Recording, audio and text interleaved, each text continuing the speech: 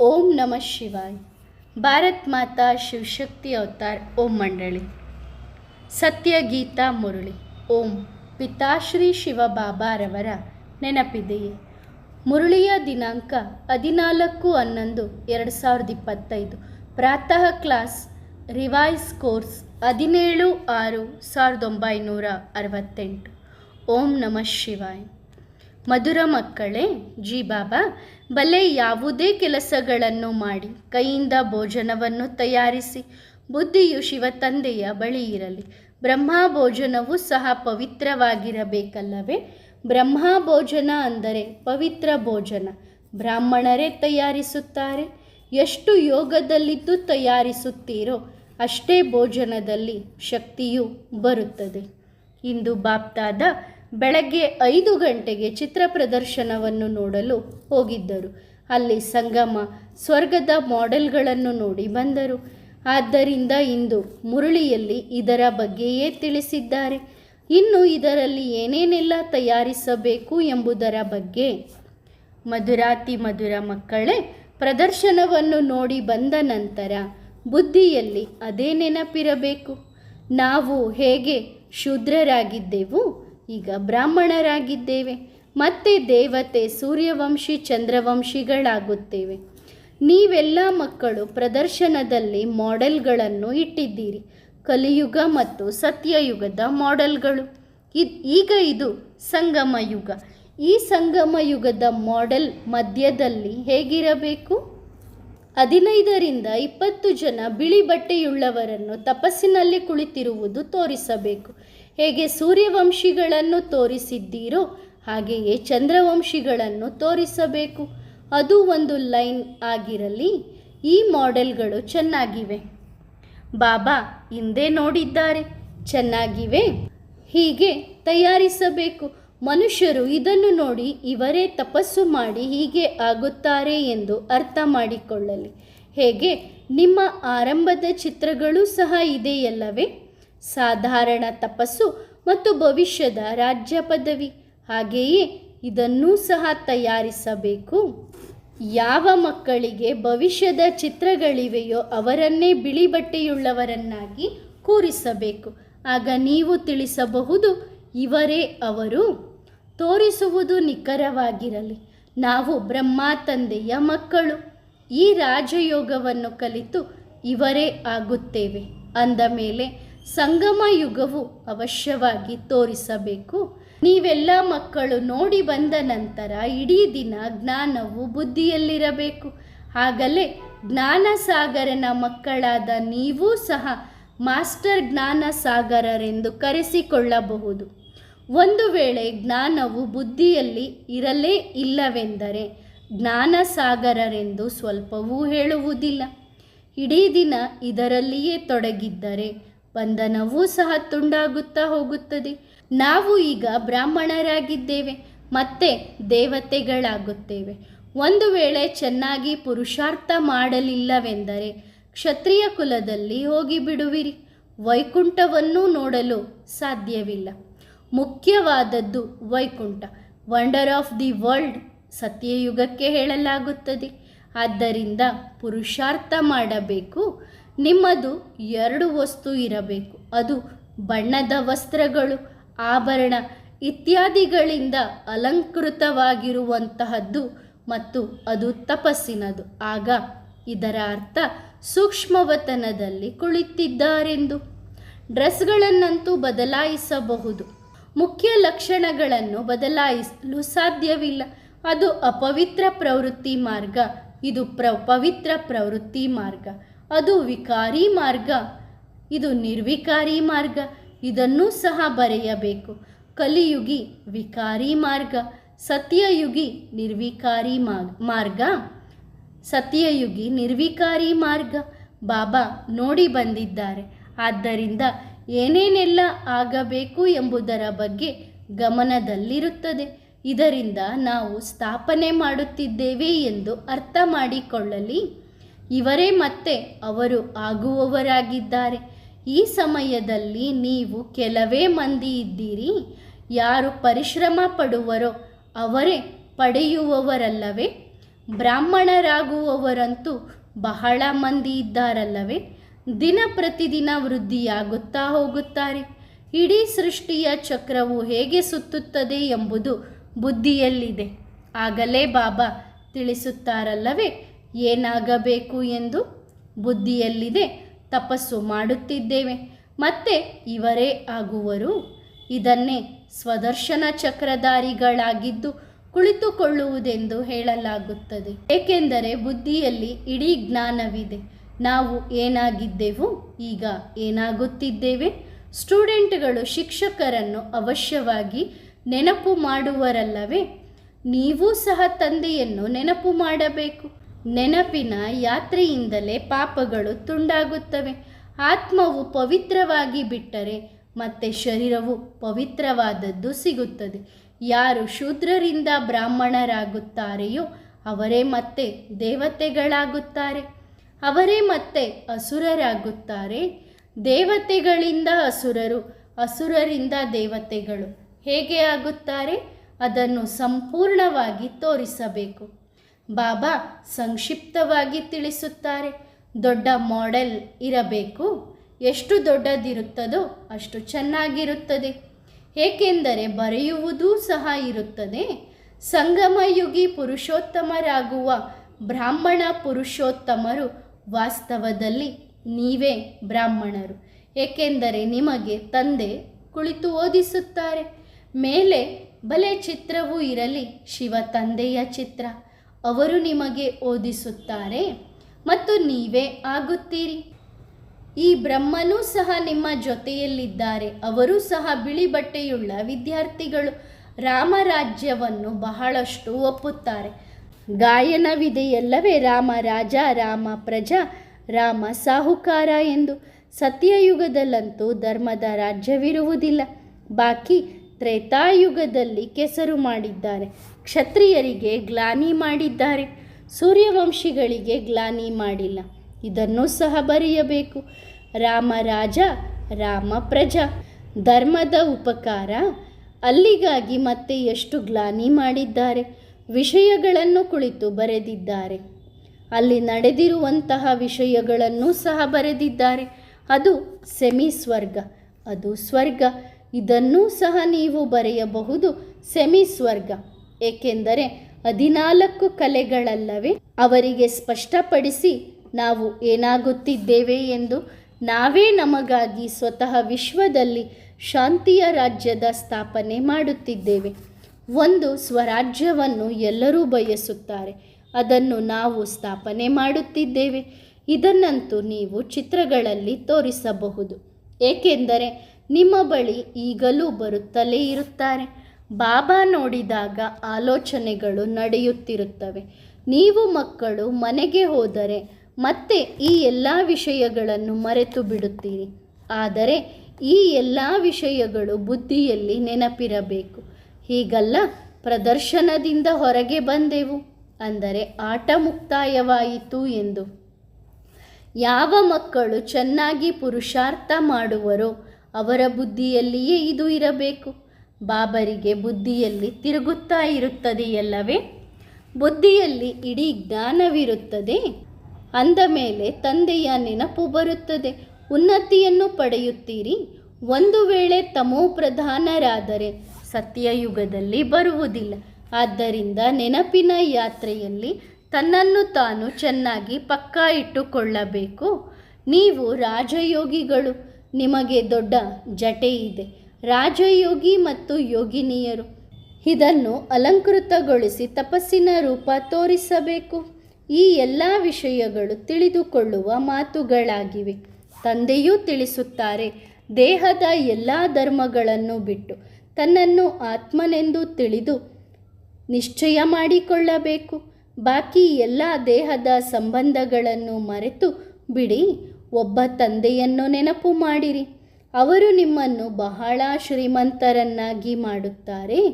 ಬದುಕಿದ್ದಾಗಲೇ ಸತ್ತು ಹೋಗಿರಿ. ತಂದೆ ಬಂದು ಬದುಕಿದ್ದಾಗಲೇ ಸಾಯುವುದನ್ನು ಕಲಿಸುತ್ತಾರೆ. ತಂದೆಯೂ ತಿಳಿಸುತ್ತಾರೆ, ನಾನು ಕಾಲರ ಕಾಲ ನಿಮಗೆ ಹೀಗೆ ಸಾಯುವುದನ್ನು ಕಲಿಸುತ್ತೇನೆ ಎಂದು. ನಿಮ್ಮ ಬಳಿ ಕಾಲ ಬರುವುದಿಲ್ಲ. ಅಲ್ಲಿ ರಾವಣನ ರಾಜ್ಯವೇ ಇಲ್ಲ. ಇದರ ಬಗ್ಗೆ ಒಂದು ಕಥೆಯನ್ನೂ ಸಹ ಮಾಡಿದ್ದಾರೆ. ಸತ್ಯಯುಗದಲ್ಲಿ ಎಂದೂ ಕಾಲ ತಿನ್ನುವುದೇ ಇಲ್ಲ ಎಂದು ಸಿದ್ಧಪಡಿಸುತ್ತಾರೆ. ಅದಕ್ಕೆ ಅಮರಪುರಿ ಎಂದು ಹೇಳಲಾಗುತ್ತದೆ. ರಾವಣನ ರಾಜ್ಯವೇ ಇರುವುದಿಲ್ಲ. ತಂದೆ ನಿಮ್ಮನ್ನು ಅಮರಪುರಿಯ ಮಾಲೀಕರನ್ನಾಗಿ ಮಾಡುತ್ತಾರೆ. ಇದು ಮೃತ್ಯುಲೋಕ, ಅದು ಅಮರಪುರಿ, ಇದು ರಾಜಯೋಗ. ನೀವೂ ಬರೆಯಿರಿ, ಪ್ರಾಚೀನ ಭಾರತದ ಯೋಗವನ್ನು ಪುನಃ ಕಲಿಸಲಾಗುತ್ತದೆ ಎಂದು. ಯಾರು ಪ್ರದರ್ಶನ ಇತ್ಯಾದಿಗಳನ್ನು ನೋಡುತ್ತಾರೋ ಅವರು ಇದರಲ್ಲಿ ಇನ್ನೂ ಏನೇನೆಲ್ಲ ಸೇರಿಸಬೇಕು ಎಂಬುದರ ಬಗ್ಗೆ ಆಲೋಚನೆ ಮಾಡಬೇಕು. ಇದರಿಂದ ಮನುಷ್ಯರು ನಿಖರವಾಗಿ ಅರ್ಥ ಮಾಡಿಕೊಳ್ಳಲಿ. ಇದರಲ್ಲಿ ಪ್ರಾಯೋಗಿಕವಾಗಿ ಬಹಳ ಚೆನ್ನಾಗಿ ತಿಳಿಸಬೇಕು. ಯಾವ ಮಾಡೆಲ್ಗಳನ್ನು ತಯಾರಿಸಿದ್ದಾರೆಯೋ ಯಥಾ ರಾಜ ರಾಣಿ ತಥಾ ಪ್ರಜಾ ಅದರಲ್ಲಿ ಬಂದು ಬಿಡುತ್ತಾರೆ. ರಾಮನು ಅನುತ್ತೀರ್ಣರಾದರೆ ಅವರ ಪ್ರಜೆಗಳು ಸಹ ಅನುತ್ತೀರ್ಣರಾದರು ಎಂದು ಹೇಳುವರು. ನೀವು ತಿಳಿಸಲು ಬರೆಯಬಹುದು, ಆದರೆ ನೋಡಿದಾಗ ಸಂಪೂರ್ಣವಾಗಿ ಮಂಗನ ಬುದ್ಧಿಯವರಿದ್ದಾರೆ, ಅರ್ಥ ಮಾಡಿಕೊಳ್ಳುವುದೇ ಇಲ್ಲ. ತಂದೆಯು ಎಷ್ಟು ಸ್ಪಷ್ಟಪಡಿಸಿ ತಿಳಿಸುತ್ತಾರೆ. ತನ್ನನ್ನು ಆತ್ಮನೆಂದು ತಿಳಿದು ತಂದೆಯನ್ನು ನೆನಪು ಮಾಡಿರಿ. ಇದರ ಮೇಲೆಯೇ ಮೂಲ ಹೊತ್ತನ್ನು ಇಡಬೇಕು, ಅಂದರೆ ಗಮನವನ್ನು ಕೊಡಬೇಕು. ವಿಶ್ವದಲ್ಲಿ ಪವಿತ್ರತೆ, ಸುಖ, ಶಾಂತಿ ಮತ್ತೆ ಹೇಗೆ ಸ್ಥಾಪನೆಯಾಗುತ್ತಿದೆ ಅದನ್ನು ನೀವು ತಿಳಿಸುತ್ತೀರಿ. ಹೀಗೆ ಪತ್ರಗಳನ್ನು ನೀವು ಹಂಚಬಹುದು. ವಿಶ್ವದಲ್ಲಿ ದೈವಿ ಸ್ವರಾಜ್ಯ ಹೇಗೆ ಸ್ಥಾಪನೆಯಾಗುತ್ತಿದೆ ಇದನ್ನು ಬಂದು ಅರ್ಥ ಮಾಡಿಕೊಳ್ಳಿರಿ. ನೀವು ನಮಗಾಗಿ ಮಾಡಿಕೊಳ್ಳುತ್ತೀರಿ. ಎಷ್ಟು ಪರಿಶ್ರಮ ಪಡುತ್ತೀರೋ ಅಷ್ಟೇ ಪದವಿ ಪಡೆಯುತ್ತೀರಿ. ಅದು ಸಹ ನಂಬರ್ ವಾರ್. ಇದನ್ನೂ ಸಹ ತೋರಿಸಿ ನಂಬರ್ ವಾರ್ ಹೇಗೆ ಆಗುತ್ತಾರೆ ಎಂದು. ಪ್ರಜೆಗಳನ್ನು ಸಹ ತೋರಿಸಿ ಸಾಹುಕಾರ ಪ್ರಜಾ, 2ನೇ ದರ್ಜೆ, 3ನೇ ದರ್ಜೆ ಪ್ರಜೆಯನ್ನು ಸಹ ತೋರಿಸಿ ಇಂತಹ ಮಾಡೆಲ್ಗಳನ್ನು ನಿಖರವಾಗಿ ತಯಾರಿಸಿ ಸಂಪೂರ್ಣವಾಗಿ ಚೆನ್ನಾಗಿ ಅರ್ಥವಾಗುವಂತೆ ಮಾಡಿಸಿ. ಪರಿಶ್ರಮವನ್ನಂತೂ ಮಾಡಲೇಬೇಕು. ಸಮಯವಂತೂ ಇನ್ನೂ ಸ್ವಲ್ಪವೇ ಇದೆ. ತಂದೆ ಸದಾಕಾಲಕ್ಕಾಗಿಯೇ ಕುಳಿತಿರುವುದಿಲ್ಲ. ವಿನಾಶ ಆರಂಭವಾಯಿತು ಅಂದರೆ ಮತ್ತೆ ವಾಪಸ್ಸೋಗುತ್ತಾರೆ. ಮತ್ತೆ ಜ್ಞಾನವನ್ನು ಸ್ವಲ್ಪವೂ ತಿಳಿಸುವುದಿಲ್ಲ. ಜ್ಞಾನವಂತೂ ನಿಮಗಾಗಿಯೇ ಇದೆ. ಆದ್ದರಿಂದ ನೀವು ಪ್ರದರ್ಶನದಲ್ಲಿ ಹೀಗೆ ತಿಳಿಸಿರಿ. ಇದನ್ನು ಮನುಷ್ಯರು ತಿಳಿದುಕೊಳ್ಳಬೇಕು. ನಾವು ಒಬ್ಬ ತಂದೆಯನ್ನೇ ನೆನಪು ಮಾಡಬೇಕು ಎಂದು ಅರ್ಥ ಮಾಡಿಕೊಳ್ಳಲಿ. ಆಗಲೇ ನಾವು ಇವರಂತೆ ಆಗಲು ಸಾಧ್ಯ. ಇಲ್ಲವಾದರೆ ಮತ್ತೆ ಭಕ್ತಿ ಮಾರ್ಗದಲ್ಲಿ ಬರುತ್ತಾರೆ. ಭಕ್ತಿಯು ದುರ್ಗತಿ. ಇದನ್ನು ಚೆನ್ನಾಗಿ ಬುದ್ಧಿಯಲ್ಲಿ ಇಟ್ಟುಕೊಳ್ಳಬೇಕು. ನೀವು ಮಹಾರಥಿ ಮಕ್ಕಳು ಅಂದ ಮೇಲೆ ನಿಮ್ಮ ಬುದ್ಧಿ ನಡೆಯುತ್ತದೆ. ಪುರುಷರು ಸಹ ಚೆನ್ನಾಗಿದ್ದಾರೆ. ನಂಬರ್ 1 ಅಂತೂ ಜಗದೀಶ್ ಅವರು ಮ್ಯಾಗ್ಝಿನ್ಗಳನ್ನು ತಯಾರಿಸುತ್ತಾರೆ. ಬ್ರಿಜ್ ಮೋಹನರಿಗೂ ಸಹ ಚೆನ್ನಾಗಿ ಬರೆಯುವ ಹವ್ಯಾಸವಿದೆ. ಬಹುಶಃ 3ನೇಯವರು ಸಹ ಯಾರಾದರೂ ಹೊರಬರಬಹುದು. ಹೇಗೆ ನಿಮ್ಮಲ್ಲಿ ಮಹಾರಥಿಗಳಿದ್ದಾರೆಯೋ ಹಾಗೆಯೇ ಇವರಲ್ಲಿಯೂ ಸಹ ಇದ್ದಾರೆ. ಪ್ರವೃತ್ತಿ ಮಾರ್ಗವಲ್ಲವೇ? ಆದ್ದರಿಂದ ಜೋಡಿಗಳು ತಯಾರಾಗುತ್ತವೆ. ಮತ್ತೆ ಸ್ತ್ರೀಯರು ಪುರುಷರಾಗುತ್ತಾರೆ. ಕೆಲವು ಪುರುಷರು ಮತ್ತೆ ಸ್ತ್ರೀಯರಾಗುತ್ತಾರೆ. ಹೀಗೆ ಭಾವಿಸಬೇಡಿ. ಬಾಬಾ ಕೇವಲ ಸ್ತ್ರೀಯರ ಹೆಸರನ್ನು ತೆಗೆದುಕೊಂಡಿದ್ದಾರೆ, ಪುರುಷರ ಹೆಸರನ್ನು ತೆಗೆದುಕೊಂಡಿಲ್ಲ ಎಂದು. ಪುರುಷರೂ ಸಹ ಬಹಳನೇ ಚೆನ್ನಾಗಿದ್ದಾರೆ. ಈ ಕಥೆಯು ಸತ್ಯನಾರಾಯಣನ ಕಥೆಯಾಗಿದೆ. ಆದ್ದರಿಂದ ವಿಷ್ಣುವನ್ನು ತೋರಿಸಿದ್ದಾರೆ. ಇಬ್ಬರಾಗುತ್ತಾರಲ್ಲವೇ, ಲಕ್ಷ್ಮಿ ಮತ್ತು ನಾರಾಯಣ. ಪ್ರತಿಯೊಂದು ವಿಷಯವನ್ನು ನೀವು ದಿನ ಪ್ರತಿದಿನ ಸ್ಪಷ್ಟಪಡಿಸುತ್ತಾ ಹೋಗುವಿರಿ. ತಂದೆ ಜ್ಞಾನದ ಸಾಗರ. ಆ ಪರಮಪಿತ ಪರಮಾತ್ಮನಲ್ಲಿಯೇ ಜ್ಞಾನವು ತುಂಬಿದೆ. ಹೇಗೆ ಗೀತೆ ಕೇಳುತ್ತೀರೋ ಇಡೀ ರೆಕಾರ್ಡ್ ತುಂಬಿದೆ. ಇವರೂ ಸಹ ಹಾಗೆಯೇ. ಇದು ಮಕ್ಕಳ ಬುದ್ಧಿಯಲ್ಲಿರಬೇಕು. ಬಲೆ ಯಾವುದೇ ಕೆಲಸಗಳನ್ನು ಮಾಡಿ ಕೈಯಿಂದ ಭೋಜನವನ್ನು ತಯಾರಿಸಿ. ಬುದ್ಧಿಯು ಶಿವತಂದೆಯ ಬಳಿ ಇರಲಿ. ಬ್ರಹ್ಮ ಭೋಜನವೂ ಸಹ ಪವಿತ್ರವಾಗಿರಬೇಕಲ್ಲವೇ? ಬ್ರಹ್ಮ ಭೋಜನ ಅಂದರೆ ಪವಿತ್ರ ಭೋಜನ. ಬ್ರಾಹ್ಮಣರೇ ತಯಾರಿಸುತ್ತಾರೆ. ಎಷ್ಟು ಯೋಗದಲ್ಲಿದ್ದು ತಯಾರಿಸುತ್ತೀರೋ ಅಷ್ಟೇ ಭೋಜನದಲ್ಲಿ ಶಕ್ತಿಯೂ ಬರುತ್ತದೆ. ದೇವತೆಗಳು ಸಹ ಬ್ರಹ್ಮ ಭೋಜನದ ಶ್ಲಾಘನೆ ಮಾಡುತ್ತಾರೆ. ಇದರಿಂದ ಹೃದಯವು ಶುದ್ಧವಾಗುತ್ತದೆ. ಆದ್ದರಿಂದ ಬ್ರಾಹ್ಮಣರೂ ಸಹ ಹೀಗಿರಬೇಕು. ಈಗ ಇಲ್ಲ, ಏಕೆಂದರೆ ತಡವಾಗಿದೆ. ಈಗ ಒಂದು ವೇಳೆ ಹೀಗೆ ಆದರೆ ನಿಮ್ಮ ಬಹಳಷ್ಟು ವೃದ್ಧಿಯಾಗುತ್ತದೆ. ಆದರೆ ಡ್ರಾಮಾನುಸಾರ ನಿಧಾನವಾಗಿ ವೃದ್ಧಿಯನ್ನು ಪಡೆಯಬೇಕು. ಈಗೂ ಸಹ ಬ್ರಾಹ್ಮಣರು ಹೊರಬರುವರು. ಅವರು ಹೇಳುವರು, ನಾವು ತಂದೆಯ ನೆನಪಿನಲ್ಲಿದ್ದು ಭೋಜನವನ್ನು ತಯಾರಿಸುತ್ತೇವೆ ಎಂದು. ತಂದೆ ಸವಾಲು ಹಾಕುತ್ತಾರಲ್ಲವೇ, ಇಂಥ ಬ್ರಾಹ್ಮಣರು ಯಾರು ಯೋಗದಲ್ಲಿದ್ದು ಭೋಜನವನ್ನು ತಯಾರಿಸುವರೋ ಭೋಜನವು ಪವಿತ್ರವಾಗಿರಬೇಕಲ್ಲವೇ. ಭೋಜನದ ಮೇಲೆ ಬಹಳಷ್ಟು ಆಧಾರಿತವಾಗಿದೆ. ಹೊರಗೆ ಮಕ್ಕಳಿಗೆ ಸಿಗುವುದಿಲ್ಲ, ಆದ್ದರಿಂದ ಇಲ್ಲಿಗೆ ಬರುತ್ತಾರೆ. ಮಕ್ಕಳು ರಿಫ್ರೆಶ್ ಆದರೆ ಭೋಜನದಲ್ಲಿ ರಿಫ್ರೆಶ್. ಯೋಗ ಮಾಡುವವರು ಜ್ಞಾನಿಗಳೂ ಆಗಿರುತ್ತಾರೆ. ಯಾವಾಗ ಬಹಳಷ್ಟು ಮಂದಿಯಾಗುವರೋ, ಅಂದರೆ ಮಕ್ಕಳ ಸಂಖ್ಯೆ ಹೆಚ್ಚಾಗುವುದು, ಆಗ ಇಲ್ಲಿಯೂ ಸಹ ಇಂತಹ ಬ್ರಾಹ್ಮಣಿಯರನ್ನು ಇಡುವರು. ಈಗ ಕೆಲವೇ ಮಕ್ಕಳಿದ್ದಾರೆ. ಇಲ್ಲವಾದರೆ ಮಹಾರಥಿಗಳಿಂದಲೂ ಭೋಜನದ ಮೇಲೆಯೇ ಆಧಾರಿತವಾಗಿರಬೇಕು. ಯಾರು ಯೋಗಯುಕ್ತ ಭೋಜನವನ್ನು ತಯಾರಿಸುವರು, ಅಂದರೆ ಊಟದ ಆಧಾರದ ಮೇಲೆ ಎಲ್ಲವೂ ಆಧಾರಿತ ಆಗಿದೆ. ಇದನ್ನು ದೇವತೆಗಳು ಸಹ ಅರ್ಥ ಮಾಡಿಕೊಳ್ಳುತ್ತಾರೆ. ನಾವು ಈ ಭೋಜನವನ್ನು ತಿಂದು ದೇವತೆಗಳಾಗಿದ್ದೇವೆ ಎಂದು. ಆಗ ಆಸಕ್ತಿಯಿಂದ ನಿಮ್ಮನ್ನು ಭೇಟಿ ಮಾಡಲು ಬರುತ್ತಾರೆ. ನೀವು ಹೇಗೆ ಸಿಗುತ್ತೀರಿ, ಅದು ಸಹ ಯುಕ್ತಿ ಇದೆ. ಸೂಕ್ಷ್ಮವತನದಲ್ಲಿ ಅವರು ಮತ್ತು ಇವರು ಸಿಗುತ್ತಾರೆ.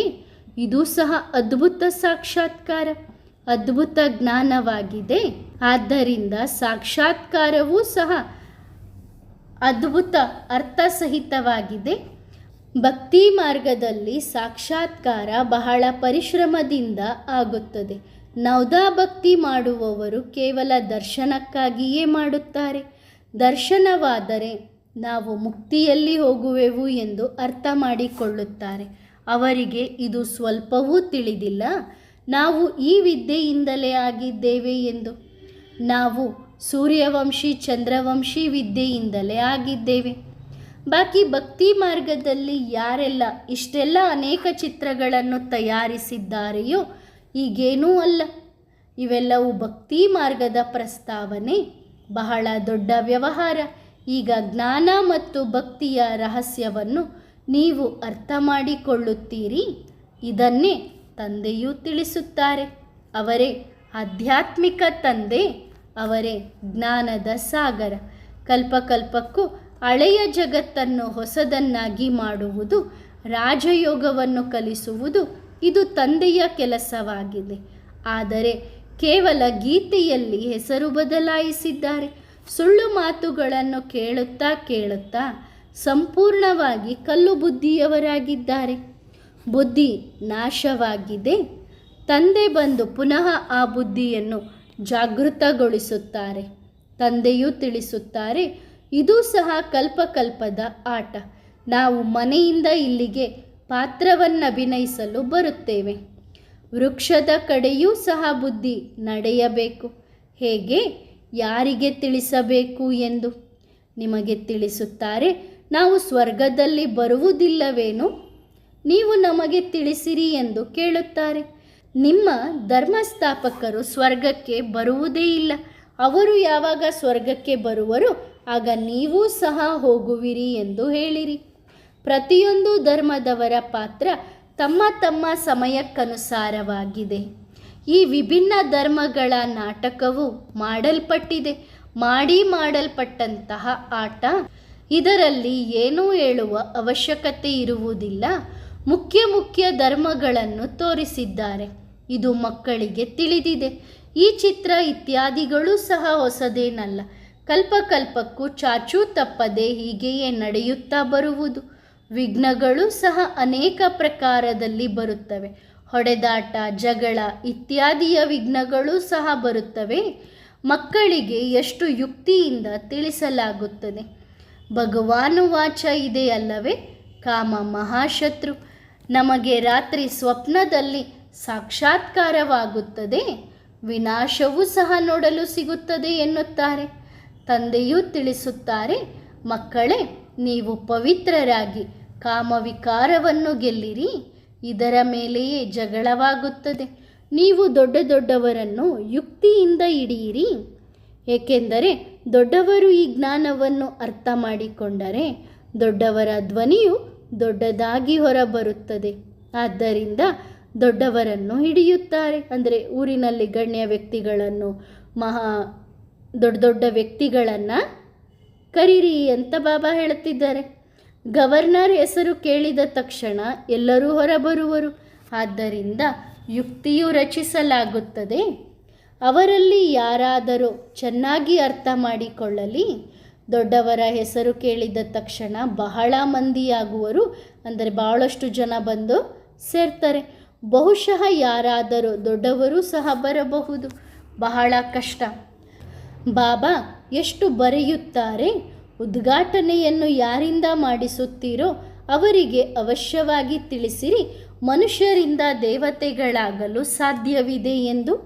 ವಿಶ್ವದಲ್ಲಿ ಶಾಂತಿ ಸ್ಥಾಪನೆಯಾಗಲು ಸಾಧ್ಯ ಇದೆ. ಸ್ವರ್ಗದಲ್ಲಿ ಇರುವುದೇ ವಿಶ್ವದಲ್ಲಿ ಸುಖ ಮತ್ತು ಶಾಂತಿ. ಹೀಗೆ ಭಾಷಣ ಮಾಡಿ ಮತ್ತು ಪತ್ರಿಕೆಗಳಲ್ಲಿ ಬರೆದರೆ ನಿಮ್ಮ ಬಳಿ ಇಷ್ಟೊಂದು ದೊಡ್ಡ ಸಂಖ್ಯೆಯಲ್ಲಿ ಜ್ಞಾನಕ್ಕೆ ಬರಲು ತೊಡಗುವರು. ನಿಮ್ಮನ್ನು ನಿದ್ರೆಯನ್ನು ಸಹ ಮಾಡಲು ಬಿಡುವುದಿಲ್ಲ. ಇಡೀ ದಿನ ನಿಮ್ಮದು ಇದರಲ್ಲಿಯೇ ತೊಡಗಿರುತ್ತದೆ. ಇದೂ ಸಹ ಸಮಯ ಬರುವುದಿದೆ. ಸೇವೆಯಿಂದ, ಯೋಗದಿಂದ ಶಕ್ತಿಯೂ ಬರುತ್ತದೆ. ನಿಮ್ಮ ಸಂಪಾದನೆಯಾಗುತ್ತದೆ. ಸಂಪಾದನೆಯಲ್ಲಿ ಸುಸ್ತಾಗಲು ಸಾಧ್ಯವಿಲ್ಲ. ಆಕಳಿಕೆ ತೂಕಡಿಕೆ ಬಂದರೆ ಅದು ದಿವಾಳಿಯಾಗುವವರಿಗೆ ಬರುತ್ತದೆ. ಯಾರು ಚೆನ್ನಾಗಿ ಅರ್ಥ ಮಾಡಿಕೊಳ್ಳುವರೋ, ನೆನಪಿನಲ್ಲಿರುತ್ತಾರೆಯೋ ಅವರಿಗೆ ಆಕಳಿಕೆ ಬರುವುದಿಲ್ಲ. ಸ್ವರ್ಗದಲ್ಲಿ ನಿಮಗೆ ಆಕಳಿಕೆ ಬರುವುದಿಲ್ಲ. ತಂದೆಯ ಆಸ್ತಿಯನ್ನು ಪಡೆದ ನಂತರ ಮತ್ತೆ ಮಲಗುವುದು, ಏಳುವುದು, ಕುಳಿತುಕೊಳ್ಳುವುದು ನಿಯಮಬದ್ಧವಾಗಿ ನಡೆಯುತ್ತದೆ. ಆತ್ಮವು ಇಂಜಿನ್ ಆಗಿ ಬಿಡುತ್ತದೆ. ಈಗ ಸ್ಲೆಂಡರನ್ನು ಇಂಜಿನ್ ಆಗಿ ಮಾಡಬೇಕು. ಕೆಲವರು ಮಾಡಬಹುದು, ಕೆಲವರು ಮಾಡಲು ಸಾಧ್ಯವಿಲ್ಲ. ಒಳ್ಳೆಯದು. ಮಧುರಾತಿ ಮಧುರ ಅಗಲಿ ಹೋಗಿ ಮರಳಿ ಸಿಕ್ಕಿರುವ ಮಕ್ಕಳಿಗೆ ಆತ್ಮಿಕ ಬಾಪ್ದಾದಾರವರ ನೆನಪು, ಪ್ರೀತಿ ಮತ್ತು ಗುಡ್ ಮಾರ್ನಿಂಗ್. ವರದಾನ: ಸದಾ ಪ್ರತಿಯೊಂದು ಕರ್ಮದಲ್ಲಿ ತಂದೆಯನ್ನು ಜೊತೆಯಾಗಿ ಇಟ್ಟುಕೊಳ್ಳುವಂತಹ ಮಾಯಾಜೀತ್ ಭವ. ಮುಖ್ಯ ವಿಷಯವಾಗಿದೆ ತಂದೆಯನ್ನು ತಮ್ಮ ಸಂಗಾತಿಯನ್ನಾಗಿ ಮಾಡಿಕೊಳ್ಳುವುದು. ಒಂದು ವೇಳೆ ತಂದೆಯನ್ನು ಸಂಗಾತಿಯನ್ನಾಗಿ ಮಾಡಿಕೊಂಡರೆ ಮಾಯೆ ತಾನಾಗಿಯೇ ತನ್ನ ಸಂಘವನ್ನು ಬಿಟ್ಟು ಬಿಡುತ್ತದೆ. ಆದ್ದರಿಂದ ಸದಾ ತಂದೆಯ ಸಂಗಾತಿಯಾಗಿರಿ. 1 ಸೆಕೆಂಡ್ ಸಹ ದೂರವಿರಬೇಡಿ. ದೂರವಾದರೆ ಚಿಕ್ಕ ವಿಷಯವೂ ಕಷ್ಟವೆನಿಸುತ್ತದೆ. ಆದ್ದರಿಂದ ಅಂತರ್ಮುಖಿಯಾಗಿ ಈ ಅನುಭವಗಳ ಒಳಗೆ ಹೋಗಿ ಮತ್ತೆ ಶಕ್ತಿಶಾಲಿ ಅನುಭವ ಮಾಡಿರಿ ಮತ್ತು ಸಹಜವಾಗಿ ಮಾಯಾಜೀತ್ ಆಗುವಿರಿ. ಒಳ್ಳೆಯದು. ಓಂ ನಮಃ ಶಿವಾಯ.